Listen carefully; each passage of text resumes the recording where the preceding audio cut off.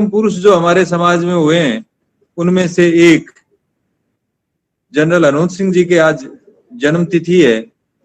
ऐसे जिनको दुश्मन देश ने भी फकरे हिंद की उपाधि दी, ऐसा कोई सैनिक जिसने दुश्मन के सैनिकों को मारा हो, दुश्मन को जीता हो, उस देश को जीता हो, और वो देश उनको वापिस आजकल के जमाने में, पुराने समय की बात कही जा सकती है, आजकल के जमाने में दुश्मन देश भी जिनके ऊपर फक्र करता हो, जिनको उपाधि प्रदान करता हो, ऐसे लोग बिरले ही होते हैं। और वो बिरलापन उनमें क्यों था? क्योंकि उनके व्यक्तित्व की ये विशेषता थी कि वो जितने, देखो देवेंद्र सिंह जी म्यूट करें आप,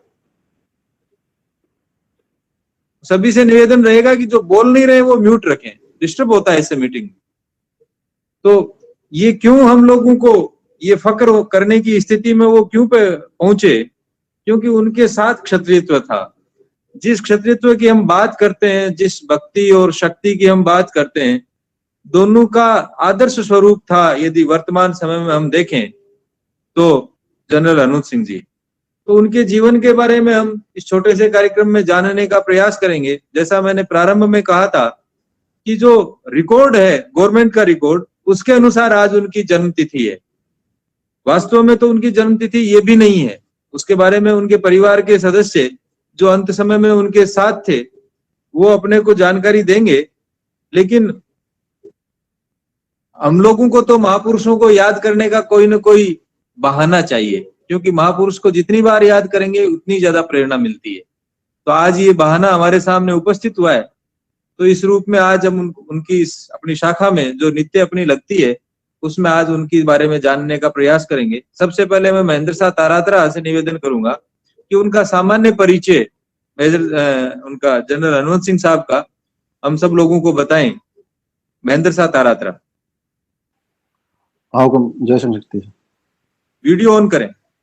वीडियो तो मैं हूँ, मैं अंधेरा एक तरफ आके बैठा हूँ, आवाज नहीं। ठीक है, कोई नहीं, बोलना शुरू करो। सादर जय शक्ति। वैसे तो इतने बड़े महापुरुष के बारे में बताना छोटे समय में बड़ा मुश्किल है, पर फिर भी जैसा आदेश है, भक्ति और शक्ति की इस अद्भुत मिसाल जनरल साहब हरवंश सिंह जी जसोल की आज जयंती, उन्हें सादर नमन। रावल मल्लाह जी की कुल परंपरा में आपका जन्म हुआ। उनकी 21वीं पीढ़ी में रावल जोरावर सिंह जी हुए और उनके पुत्र थे कर्नल अर्जुन सिंह जी। तो ये सैनिक और ये जो युद्ध का कौशल उन्हें वहां से परंपरा में प्राप्त हुआ। तो कर्नल अर्जुन सिंह जी के आप पुत्र थे जनरल हरवंश सिंह जी। 1933 में जन्म हुआ। तिथि को लेकर आप बता ही रहे, जैसे आज के दिन मनाते हैं 6 जुलाई को, तो 1933 में जन्म हुआ। शिक्षा दीक्षा देहरादून में हुई।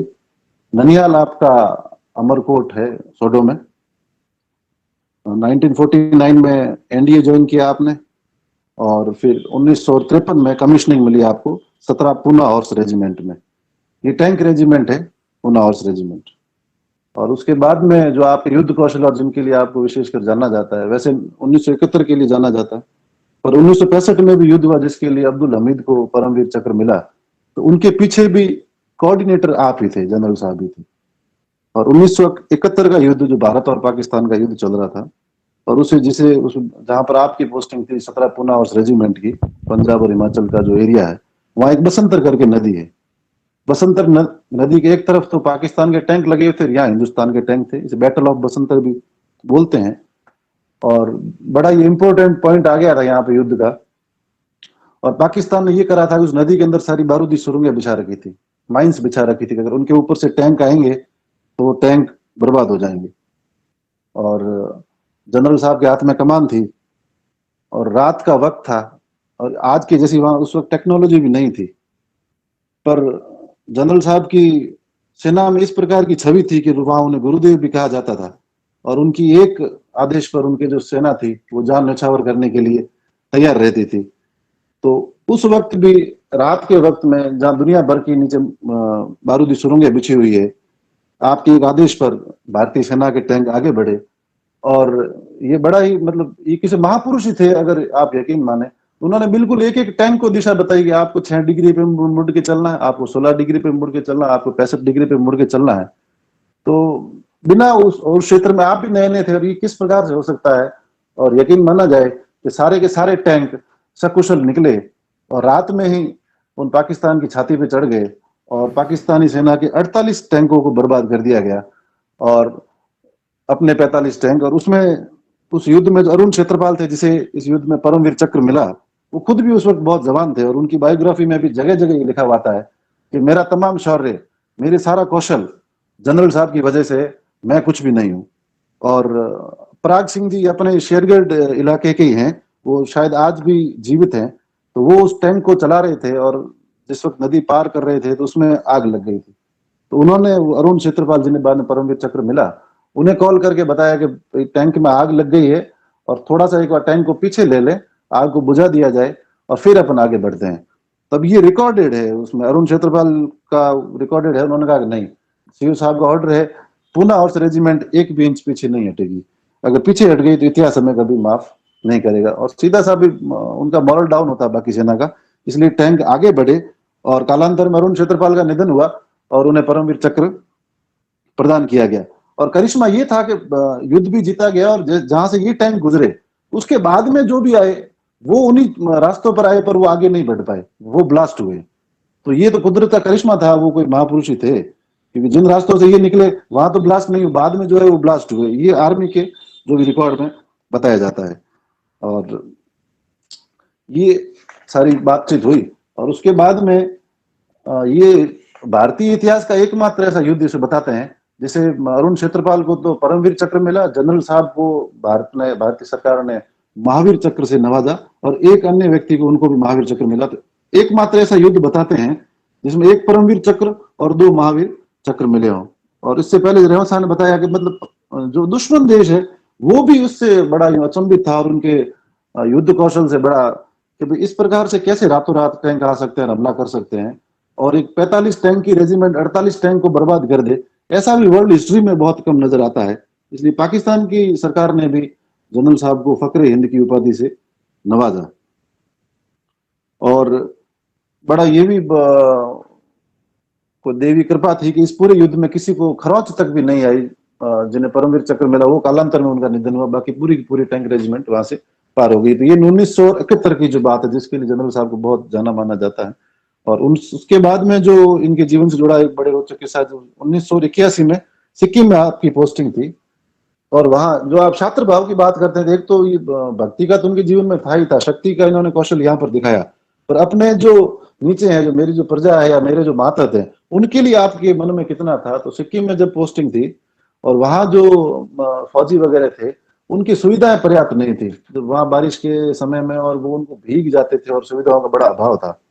और आपने आगे अफसरों को भी कहा कि इनकी सुविधाएं कुछ करवाई जाए, पर ऐसा कुछ हुआ नहीं। और आपकी ये मान्यता थी कि भाई जो फौज है वो फौजी से होती है, अफसर इतने शान शौकत से ना रहा करें, फौज की जो इज्जत है वो फौजी से होती है, सामान्य फौजी से। और कहते भी हैं कि इनका जो बंगला था उस बंगले को इन्होंने पूरा डिमोलिश करवा दिया था और उसकी जो भी चदरें थी, पत्रे थी, वो उनको दे दी थी कि आप सब ये लोग लगाएं। ये अपने आप में कितनी बड़ी बात है और ऐसा इन्होंने करके दिखाया था। और बिल्कुल प्रोफेशनल के बहुत ही पक्के थे, आर्मी का सम्मान सबसे ऊपर है। बताते हैं कि वहां एक बार राज्यपाल जो होमी JH तलियार करके आए थे और सरकार का ऑर्डर था कि आप जनरल साहब जाएं और उनको रिसीव करें, तब आपने बिल्कुल रिप्लाई कर दिया था कि ये आर्मी के क्षेत्र में नहीं आता, ये पॉलिटिकल नियुक्ति है और मैं तो क्या, मेरा एक भी सिपाही यहाँ पर नहीं आएगा। तो ये भी सिक्किम के वक्त में उनकी बात है। और एक युद्धाभ्यास भी हुआ था, वो भी बड़ा चर्चित है। युद्धाभ्यास था, अभी जैसे एक्सरसाइज चलती रहती है, और उस युद्धाभ्यास के वक्त में एक स्थिति ऐसी आ गई थी कि वास्तव में युद्ध होने जा रहा था। 5 लाख के तकरीबन सैनिक सीमाओं पर तैनात कर दिए गए थे और फिर पॉलिटिकल इंटरफेरेंस के कारण वो युद्ध हो नहीं पाया। और वरना ऊपर के अधिकारियों को पूरा भरोसा था कि ऐसा कौन कर सकता है कि जनरल अनुज सिंह एक ऐसा व्यक्ति है जो घंटे भर में 120 किलोमीटर तक पाकिस्तान के ऊपर जाके चढ़ जाएगा, पर वो हो नहीं पाया। तो ऐसे महान व्यक्तित्व का तो ये उनका जीवन रहा। और बाद में 31 जुलाई 1991 को आपका रिटायरमेंट हुआ और रिटायरमेंट के बाद में वैसे भक्ति थी, मलनाथ जी के वंशज हैं तो बिल्कुल उनके ही पद चिन्हों पर चलते हुए बाद का जीवन आपने देहरादून में बिताया।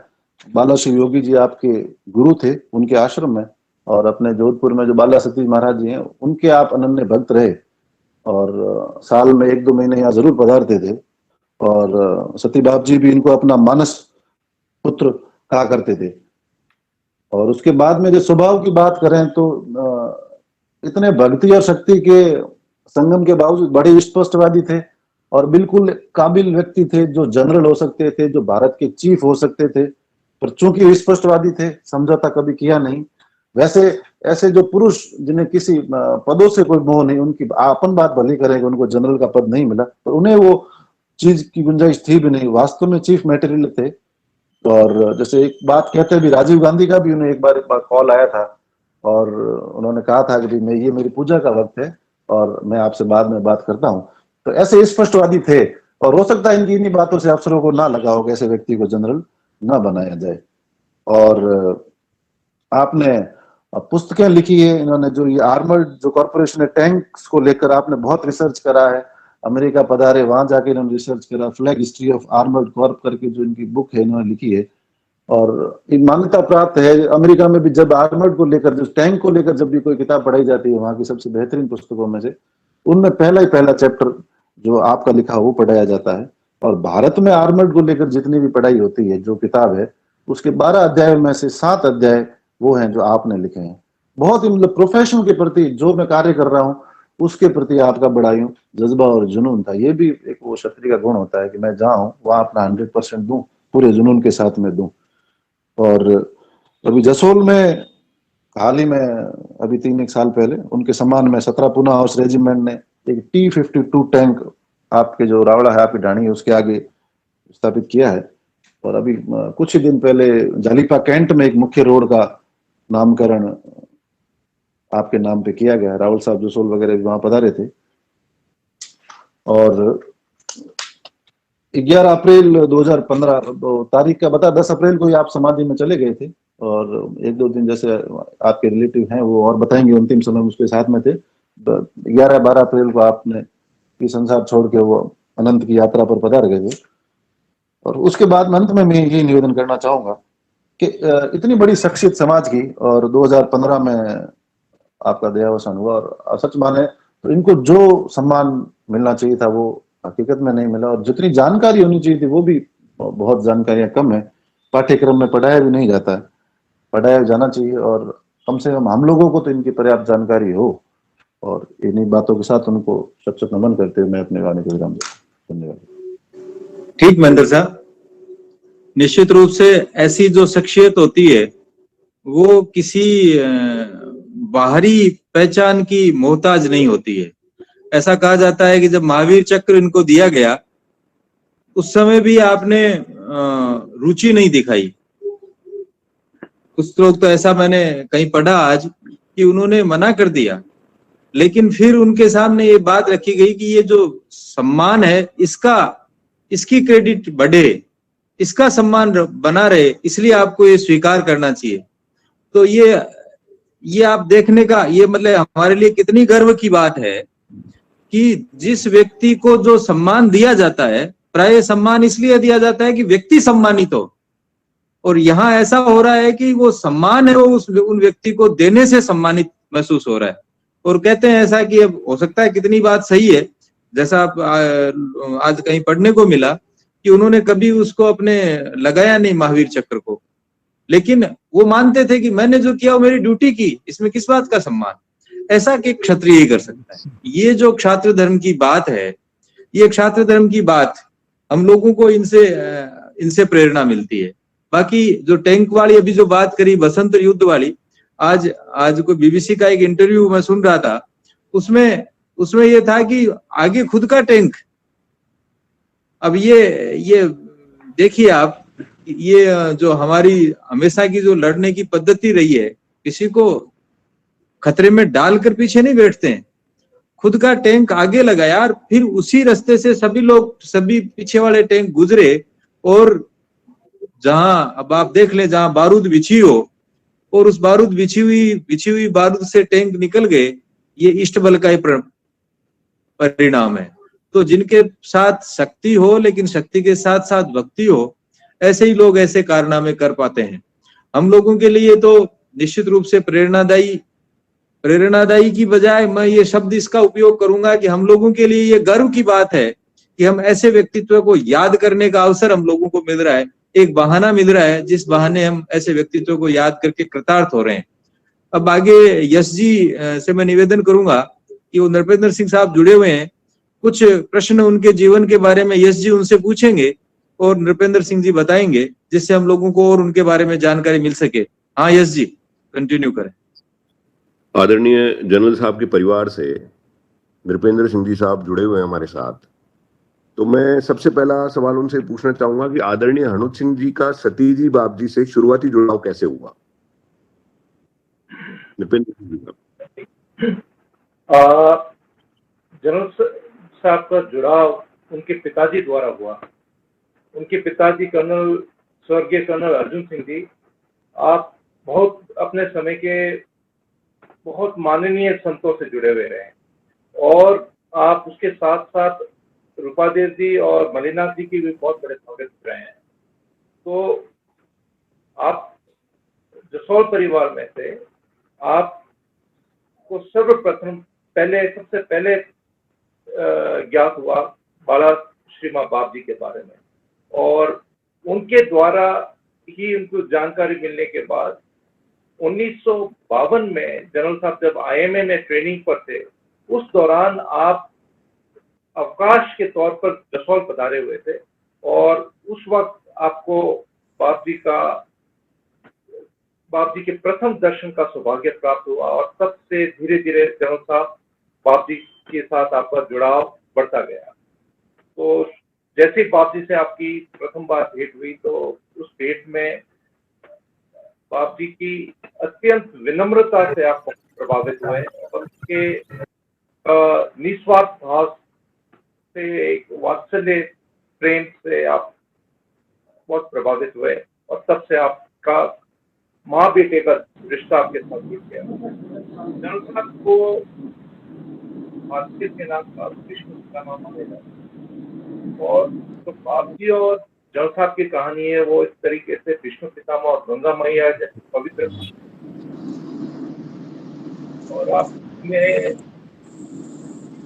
एक और तरीके से आप एनोलॉजी दे सकते हैं, जिस तरह से हनुमान जी और सीता माँ का जो रिश्ता था पवित्र माँ बेटे का, उसी तरीके से बाप जी और जनरल साहब का माँ बेटे का रिश्ता। और जनरल साहब का नाम भी हनुमान जी के नाम की है, तो आपका नाम वो हनुमान जी का। नृपेंद्र सिंह साहब, आपकी आवाज थोड़ी सी कम आ रही है। थोड़ा सा आप पास ले लें इसको, थोड़ा सा पास ले लें। हाँ यस जी। जी, मेरा दूसरा प्रश्न है कि उनकी आध्यात्मिक यात्रा में सतीश जी बाप जी का क्या सहयोग रहा? जनरल साहब से आपने बहुत छोटी अवस्था में, आपकी 15 साल की उम्र थी, तभी से आपका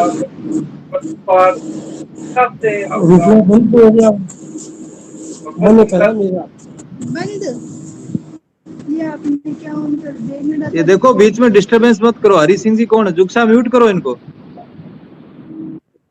हाँ सर, कंटिन्यू करें।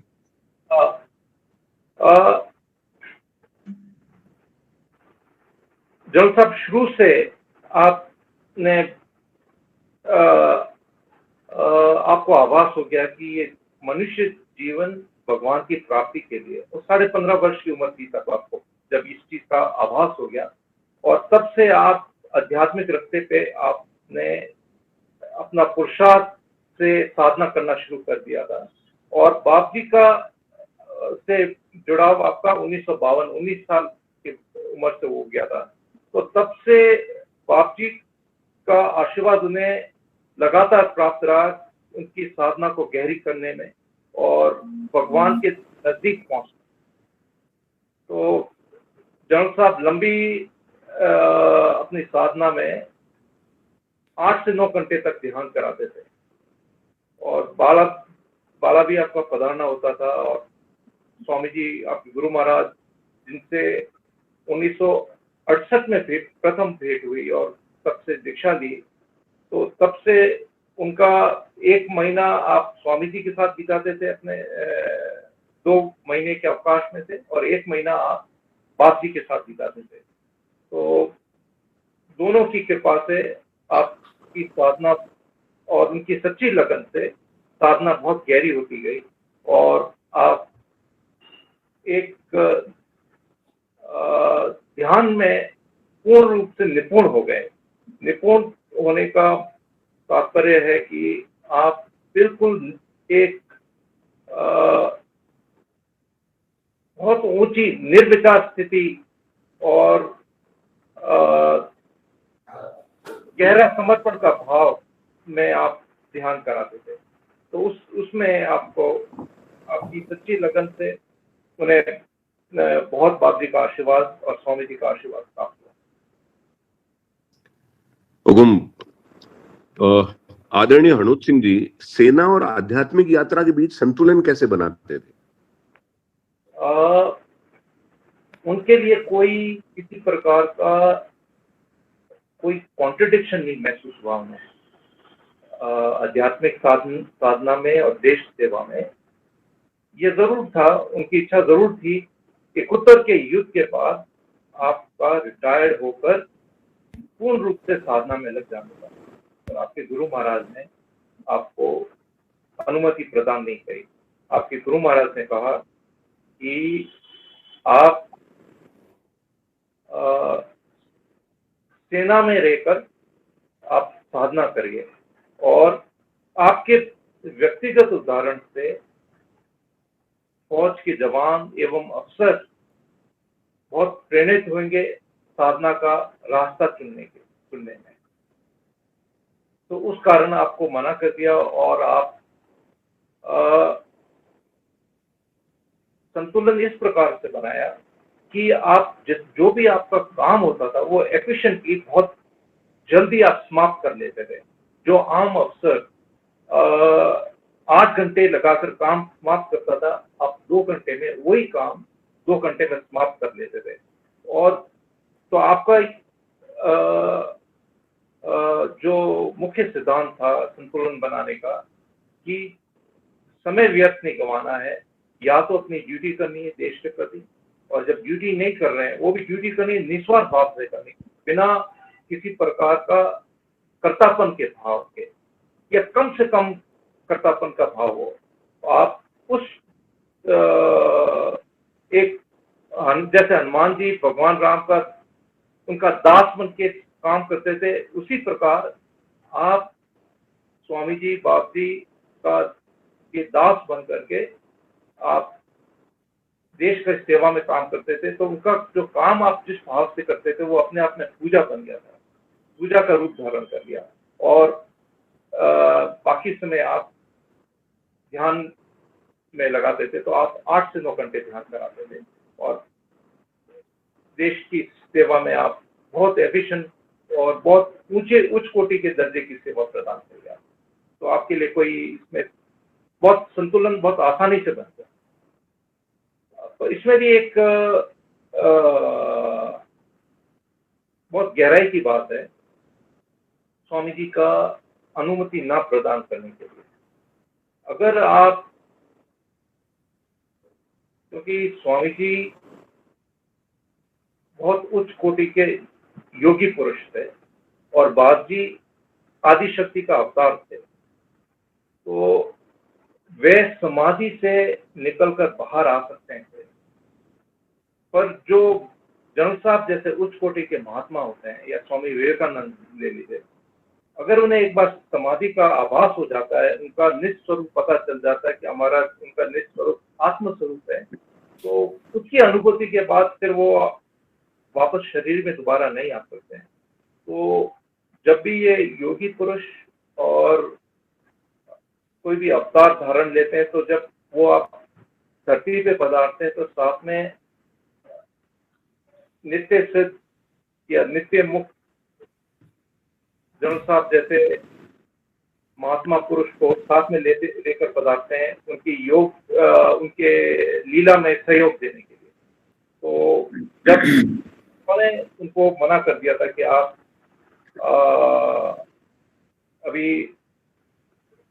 फौज में आप सेवा प्रदान करिए और फिर समय आ जाएगा रिटायर होने का, आप उसके बाद आप पूरी तरीके से लग जाना। तो फिर स्वामी जी ने जनरल साहब ने स्वामी जी के आज्ञा अनुसार पूरी अपनी सर्विस की, वो आपने पूरी सर्विस में रहकर साधना करी 8 से 9 घंटे, और रिटायर होने के बाद लगभग 12 से 14 घंटे तक आप ध्यान कराते थे, जब तक आपके शरीर ने आपका साथ दिया। तो यस जी, एक बार देवेंद्र सिंह साहब हैं, वो म्यूट रखें, तो आपके बार बार अनम्यूट हो रहा है, उससे फिर डिस्टरबेंस होता है। देवेंद्र सिंह साहब, आपको बोलना हो तो अपन बाद में अनम्यूट कर लेना, अभी आप म्यूट रखें। हाँ यस जी। हुकुम, सेना से रिटायर होने के बाद बाला कितनी बार पधारते थे जनरल साहब?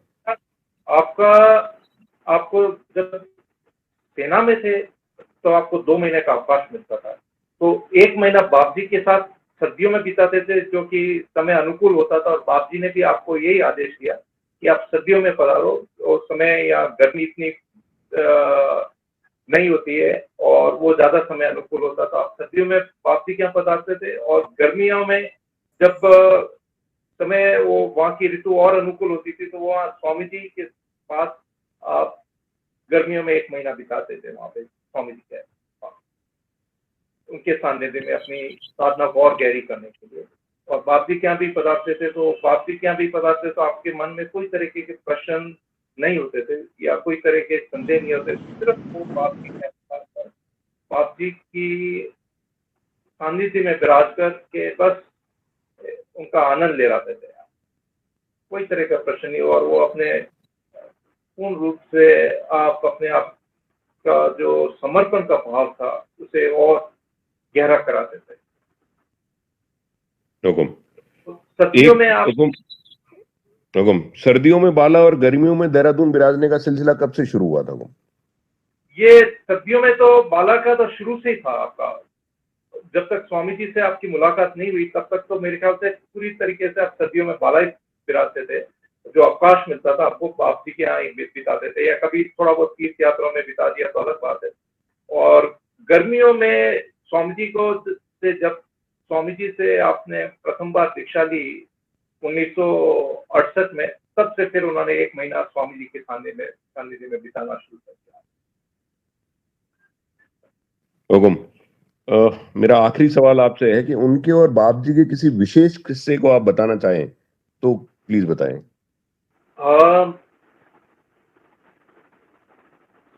सबसे पहले मैं जनरल में एक चीज अर्ज करूंगा, शेयर करना चाहूंगा कि जनरल साहब ने बाप जी को जगत माता के रूप में देखा, और बाप जी के सामने हर जीव जंतु, चाहे कीड़ा मकोड़ा हो चाहे पशु पक्षी हो, उनकी जीवनी एक तरीके से ओपन बुक थी।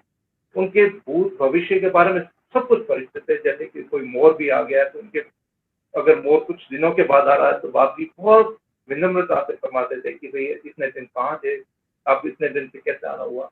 तो उसी प्रकार जनरल साहब की भी लाइफ उनके लिए ओपन बुक थी, और उन्होंने स्वयं जनरल साहब को 1952 में अपने पास खींचा। कहने में तो जनरल साहब स्वयं पधारे थे अगर हम बाहर से देखते हैं, पर जब वास्तविक में अगर देखा जाए तो जनरल साहब को भी यही अनुभव रहा कि बाप जी ने स्वयं खींचा उनको। जब समय सही आया तो उन्होंने अपने आप खींचा, और जब स्वामी जी से आपको मिलने का सब समय सही आया तो उन्होंने 1968 में उनको अपने पास खींचा। उनकी जीवन की पूरा मार्गदर्शन में बाप जी और स्वामी जी की बहुत अहम भूमिका रही, क्योंकि कई प्रकार से उनको आशीर्वाद प्रदान किया है। उदाहरण के तौर पर अभी जो सबसे ज्यादा चर्चित है 1971 का वॉर, उस वॉर में आप लड़ाई शुरू होने थी उससे पहले पूर्व आपने स्वामी जी को कहा कि स्वामी जी हम जा रहे हैं, और स्वामी जी समझ गए कि किसके लिए किस बात का आप संकेत कर रहे हैं। स्वामी जी ने कहा आशीर्वाद। और उसी प्रकार जनरल साहब के चचेरे भाई जसवंत साहब बाप जी के यहाँ पधारे हुए थे दर्शन के लिए, तो बाप जी ने जनरल साहब के लिए मौली दी थी, और बाप जी अपना आशीर्वाद मौली के द्वारा ही दे रहे थे। और बाप जी कभी ये नहीं कहते थे कि मैं आशीर्वाद दे रही हूँ, ये नहीं, आप ऐसे ही कहते थे कि ईश्वर ठीक करेंगे या शंकर ठीक करेंगे या राम जी करेंगे, इस तरह से आशीर्वाद दिलाते थे। तो जनरल साहब ये फरमाते थे कि बाप जी वाक सिद्ध थे। तो वाक सिद्ध का मतलब कि अगर आपकी वाणी से कुछ भी निकल गया तो वो सत्य होके ही रहता था, दुनिया की कोई ताकत उसे उस घटना को होने से रोक नहीं सकती। तो उसी प्रकार क्योंकि आप वाक सिद्ध थे तो आपका आशीर्वाद भी एक एक अछूत था, आशीर्वाद बिल्कुल अछूत था, वो फलित होने से कोई रोक नहीं सकता था। तो उन्हीं के आशीर्वाद से, स्वामी जी और उन्हीं के आशीर्वाद से उन्होंने माइनफील्ड को बिना जान माल के नुकसान के पार किया, क्योंकि अगले दिन उन्हीं के टैंकों की ट्रैक से एक आर्मर्ड पर्सनल कैरियर और एक जीप 6 इंच की हड्डी थी और वो उड़ गई और उन्होंने एक असंभव विजय प्राप्त की। इसके अलावा आपके कैरियर में जनरल साहब का व्यक्तित्व ऐसा था, बिल्कुल निर्भीक और निडर थे। वो अपनी साधना शक्ति के कारण, उन्हें किसी चीज का लालच भी नहीं था और देश के हित के लिए कोई भी बात होती थी उसमें कोई भी तरह का समझौता नहीं करते थे। तो उस बात पे आप कभी झुकते नहीं थे। तो जैसे कि आपका अभी कुछ वक्ताओं ने आपके सिक्किम के बारे में भी वर्णन किया था जब आप फिर कमांडर थे। तो उस दौरान आपकी जो कोर कमांडर थे वो आपकी रिपोर्ट खराब करने में लगे, क्योंकि गवर्नर के साथ नोक-झोंक, और जनरल साहब एकदम प्रोफेशनल थे और वो प्रोफेशनल लेवल पे कुछ भी कॉम्प्रोमाइज या समझौता नहीं कराते थे, तो उनकी रिपोर्ट खराब करने पे लग गए थे। और जनरल साहब उस वक्त 12 बता रहे थे बाप जी के यहाँ दर्शन करने, और जनरल साहब ने कभी भी कोई चीज की बाप जी को जिक्र नहीं करते थे अपने प्रोफेशनल चीज की, ये है कि वो है। तो बस उस वक्त बाप जी ने, जब जनरल साहब पधार रहे थे तो उस वक्त बाप जी ने बस इतना फरमाया कि बना हमें अपन बर्फ में नहीं रहना है। मारवाड़ में कहा बाप जी ने कि बना अब अपने को बर्फ में नहीं रहना है, मतलब अब सिक्किम में नहीं रहना है। तो अब जैसे ही वहां पहुंचे आपका फर्स्ट आर्मर्ड डिव में आपका ट्रांसफर का ऑर्डर आ गया और आपने बहुत अच्छा किया, और जो कोर कमांडर आपकी रिपोर्ट खराब करने वाले थे वो खराब नहीं कर पाए। इस प्रकार मैं एक बहुत रैंडम किस्म के रैंडम तरीके से बाप जी के आशीर्वाद के उदाहरण में अर्ज कर रहा हूँ।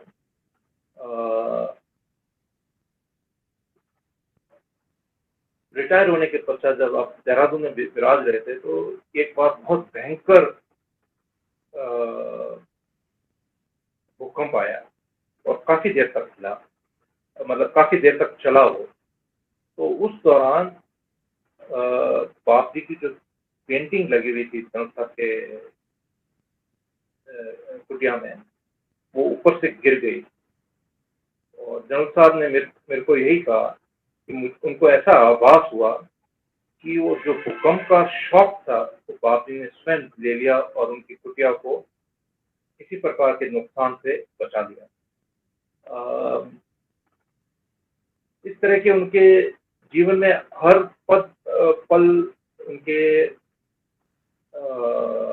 आशीर्वाद की कई उदाहरण हैं। मैं आखिर में आपसे दो मुख्य प्रेरणा वाले एक उदाहरण में शेयर करना चाहूंगा, जो कि स्वयं आपके गुरु महाराज और बाप जी उनकी पर्सनालिटी को इस्तेमाल कर रहे हैं लोगों में विश्वास और भगवान का रास्ता चुनने के लिए।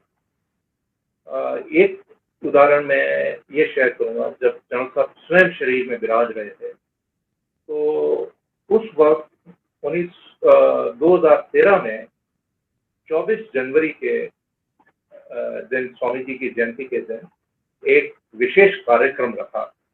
तो उस कार्यक्रम में हमने बद्रीनाथ भगवान के यहाँ से पुजारी जी को, जनरल साहब के और भक्त हैं, उन्होंने उनका भोग बनाने के लिए उनका प्रबंध किया, उनको विशेष रूप से विनती करके बुलवाया। तो जब वो नीचे जाके जनरल साहब के आश्रम में वो जब भोग बनाने की तैयारी कर रहे थे, तो अचानक उन्हें कुछ हुआ और ऊपर दौड़े चले आए और कहा कि मुझे जनरल साहब के पास ले चलो। तो हमने उस वक्त कहा कि भाई ऐसा क्या हो गया, वो एकदम से बदल आए, अभी तो जनरल साहब का पूजा का समय है, इस वक्त जनरल साहब नहीं मिलते हैं। मैंने पाया कि मुझे अभी अनुभव एक विजन हुआ जिसमें जनरल साहब से कुर्ता पजामा पहने हुए थे और आशीर्वाद हाथ ऊंचा किया। तो वो एकदम से देख के मुझे आभास हुआ कि आप एक अलग किस्म के महात्मा पुरुष हैं। तो उस वक्त हमने मन यही अर्ज किया कि अभी आप नहीं मिल सकते हैं, अभी आप जनरल साहब पूजा के बाद ही मिलेंगे। तो जब जनरल साहब के बारे में सामने ये बात का जिक्र किया तो जनरल साहब को उस चीज का कोई लेना देना नहीं, वो उनको अनुभव हुआ, वो जाने, मेरे को क्या लेना देना। तो आखिरी समय तक उन्होंने अपने आप को तुच्छ समझा और तुच्छ गिना। आपने कुछ नहीं समझते थे अपने बारे में, बस एक अपने आप को स्वामी जी का शिष्य और बाप जी का बच्चे के रूप में ही अपने आप को देखते थे। तो हमारा यही जो श्रीमद संजू डिमरी जिनको ये अनुभव हुआ, उनको विजन हुआ जनरल साहब को आशीर्वाद देते हुए, उसकी रीडिंग हमारी यही है कि स्वामी जी ने स्वयं उन्हें ये जनरल साहब को आशीर्वाद देते हुए विजन दिया, ये दिखलाने के लिए कि जिन शिष्य के यहाँ वो भोग बनाने के लिए आए हैं वो उनका कोई साधारण शिष्य नहीं है। उसी प्रकार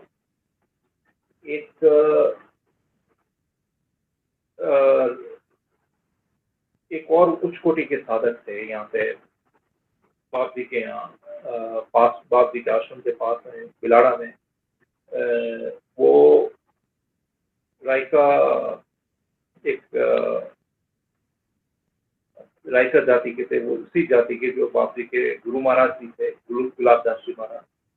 और उन्होंने राम नाम की साधना में बहुत बहुत बहुत आगे प्रोग्रेस कर दिया था, बहुत ऊंची स्थिति प्राप्त कर ली थी। तो एक दिन वो जो जनरल साहब का आखिरी बाप जी के यहाँ आपकी यात्रा रही है, उस दौरान वो जनरल साहब के दर्शन हेतु आए थे पैदल चलकर। तो पहली बार जनरल साहब ने उनको देखा तो जनरल साहब ने भाप दिया कि ये हमारी तरफ मुड़कर कहा कि ये जयराम जी बहुत उच्च कोटि की स्थिति में आ गए हैं।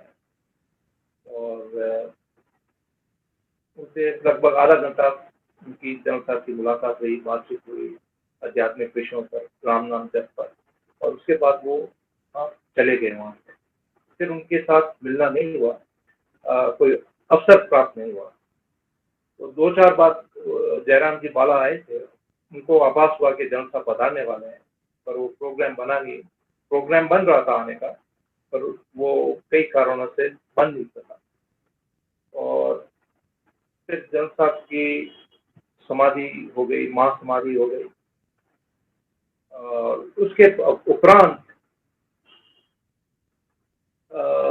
जब हम राजस्थान आए तो हमारी उनसे मुलाकात हुई जयराम जी से। तो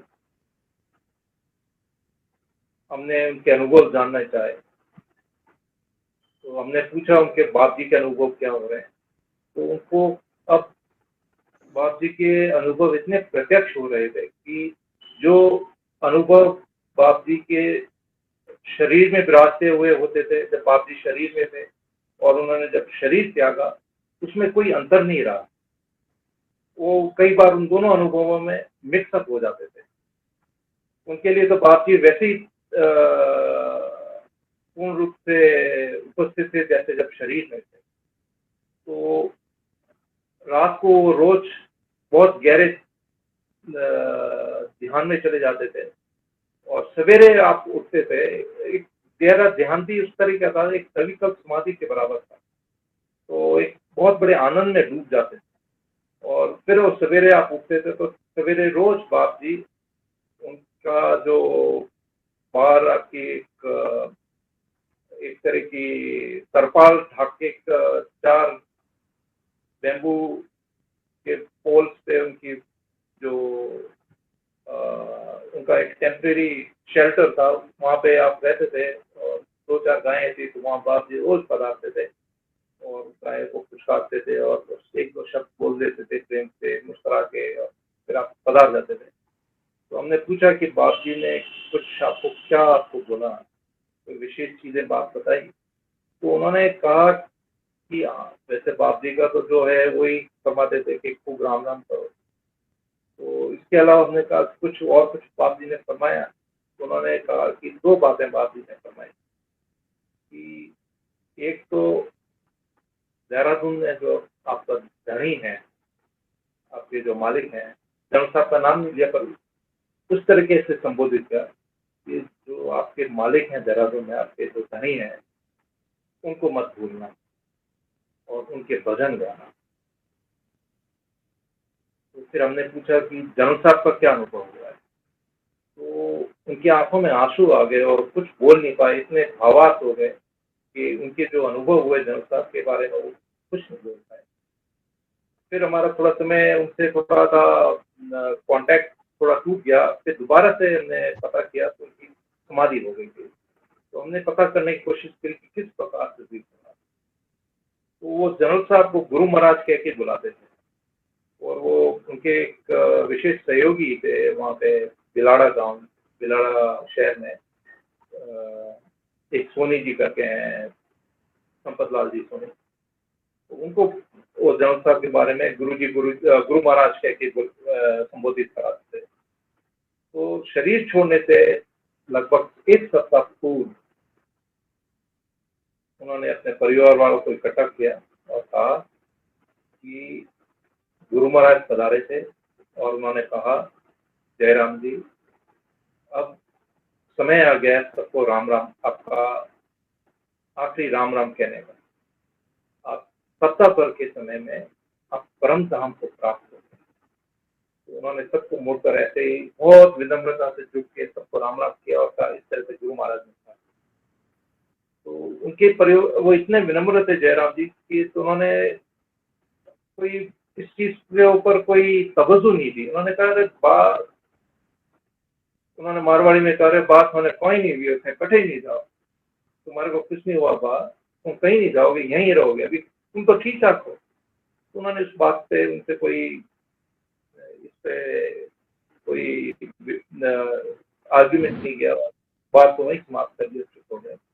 और ठीक 1 सप्ताह बाद जयराम जी बहुत विनम्रता से उठे सबकी तरफ और बहुत इस तरह से झुकते एकदम सब परिवार वालों को झुक के राम राम किया और अपने जो खटिया थी, उनकी पलंग था, मौचा था, उस पर लेट गए और हाथ जोड़ दिए और कहा, गुरु महाराज आ गए मुझे राम राम। और इस तरह से शरीर तो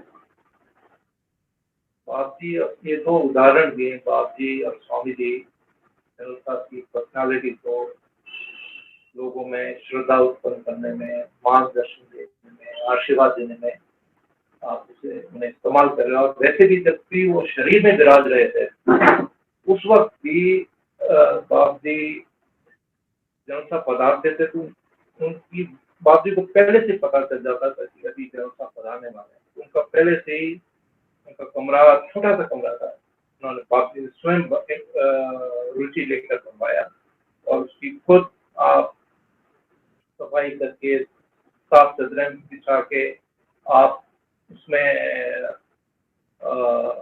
आपकी तैयारी करवा लेते थे और बहुत खुश होते थे जब आप बताते थे। और आप जनरल साहब को विनती करते थे कि आप भक्तों के जो भी संदेह है उसका निवारण करें, आप उनको मार्गदर्शन दें।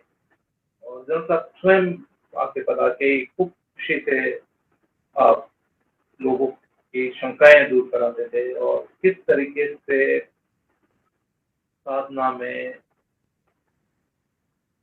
एक बिल्कुल डूब जाना है उसके ऊपर बहुत गहराई से गाइडेंस दिलाते थे। बाप जी ने जो तपस्या करके भगवान की प्राप्ति और नाम जप द्वारा कर, और जो स्वामी जी ने जी का रास्ता था वो ध्यान योग साधना का था जो उन्होंने शंकर भगवान के निर्देश में करी। तो इन दोनों महान विभूतियों का जो मार्गदर्शन था राम नाम जप था और ध्यान योग साधना का स्वयं भक्तों को इसका गाइडेंस और उसकी पूरी तरीके से गाइडेंस दिलाते थे, उसकी विधि बताते थे और सारी शंकाएं दूर कराते थे और ये आखिरी टाइम तक देते रहे और उसी चीज को लेकर अपन अभी चल रहे हैं। बहुत बहुत आभार हुकुम आपका, आपने पूरी डिटेल में सारी बात बताई। अभी तो संक्षिप्त में ठीक आभार साहब। ठीक यस जी, धन्यवाद। हम लोग इनके बारे में एक स्वामी जी का नाम नहीं सुन पाए थे तो सबको बता दें एक बार, मैं भी नहीं सुन पाया था। कौन से स्वामी जी? जो स्वामी जी थे ना, गुरु महाराज श्री शिव बाला योगी जी महाराज। अच्छा, जो उन्होंने 12 वर्ष तपस्या कराई समाधि में रहकर, 23 घंटे समाधि में रहकर, और कई उन्होंने चारों दिशाओं की तपस्या कराई और जब उस हर एक दिशा की जब भी सिद्धि प्राप्त हुई तो वो आखिर में 1 महीना या कभी 2 महीने तक भी निर्विकल्प समाधि में आप विराजे रहे जब तक कि आपको शंकर भगवान का साक्षात्कार नहीं कर। तो उन्होंने चारों दिशाओं की 8 वर्ष में सिद्धि प्राप्त कर ली और फिर आपको शंकर भगवान ने 4 वर्ष और तपस्या करने को कहा, तो 12 वर्ष करी। और बाप जी ने नाम जप के द्वारा उन्होंने भी 12 वर्ष की तपस्या करी। हुक्म। तो ये ऐसी जानकारियां हो सकता है हम कहीं पढ़ लेते तो उनके बारे में, आर्मी के बारे में जानकारी मिल जाती और जानकारी मिल जाती, लेकिन ये जो अनुभूत बातें जो अपने को जानकारी मिली, ये अपने को बाहर कहीं पढ़ने को या बाहर कहीं जानने को नहीं मिलती। और हम लोगों का ये सौभाग्य रहा कि केवल अपन आज जनरल हनुमंत सिंह जी के बारे में नहीं जाना, उनके बहाने हमने बाप जी को भी याद किया और इतनी श्रद्धा के साथ हम सब लोगों ने याद किया, उनके गुरुजी को भी याद किया जनरल साहब के, और बाप जी के जो शिष्य थे जो रायका जिनका आप नाम फरमा रहे थे, उनकी भी। तो ऐसे 4 महापुरुषों को हमने इस बहाने आपके जुड़ने से हम लोगों को उनके बारे में जानने का अवसर मिला। ये हम सब लोगों का बहुत बड़ा सौभाग्य है। और जिस तरह से कहते हैं कि जैसा आप बता रहे हैं उसमें यही समझ में आता है कि जैसे रामकृष्ण परमहंस विवेकानंद में प्रकट हुए, उसी तरह से उनके गुरुजी जो थे या बालासती जी महाराज थे वो जनरल हनुमंत सिंह जी में प्रकट हुए। और प्रकट होकर उन्होंने जिस तरह से, चाहे वो बसंतर का युद्ध कहें, चाहे वो हम वो युद्धाभ्यास कहें, जो भी चीजें हैं वो सब चीजें इस तरह से प्रकट होती है कि यदि आध्यात्मिक उन्नति यात्रा साथ चलती रहती है तो व्यक्ति के लिए कुछ भी असंभव नहीं होता, क्योंकि जो सब कुछ देने वाला है उसके बारे में क्या असंभव रह सकता है, वो क्या नहीं दे सकता। तो इस तरह की यात्रा की प्रेरणा हम सब लोगों को लेनी चाहिए। क्षत्रिय संघ इसी यात्रा की बात करता है कि हम संसार के साथ साथ जब तक उधर नहीं मुड़ेंगे तब तक चाहे संसार में प्रकृति में कितना ही प्राप्त करने की कोशिश कर लें, वो स्थायी नहीं हो सकता। और उधर यदि हम 1 इंच भी बढ़ गए तो इधर हम किलोमीटरों की यात्रा कर लेंगे, संसार की यात्रा हमारी किलोमीटरों की हो जाएगी। तो आप लोगों का बहुत बहुत धन्यवाद। बहुत सारे लोग बोलना चाह रहे होंगे लेकिन अपने समय की सीमा है, अपने जो समय था उससे अपन आगे बढ़ चुके हैं, इसलिए फिर अपन कभी चर्चा करेंगे। नृपेंद्र सिंह साहब का बहुत बहुत आभार, आप सभी लोग जुड़े उन सब का भी आभार। अब अपन मंत्र बोलेंगे, मंत्र बोल के और कार्यक्रम को समाप्त करेंगे। संघ दक्ष।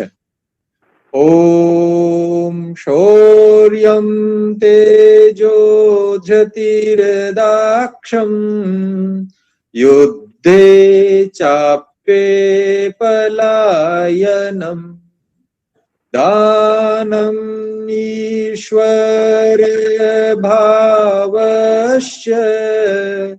क्षात्रं कर्म स्वभावजम् ओम शांतिः शांतिः शांतिः। संघ ध्वज प्रणाम 1 2 3। संघ बिकी रहे। जय संघ। जय संघ शक्ति।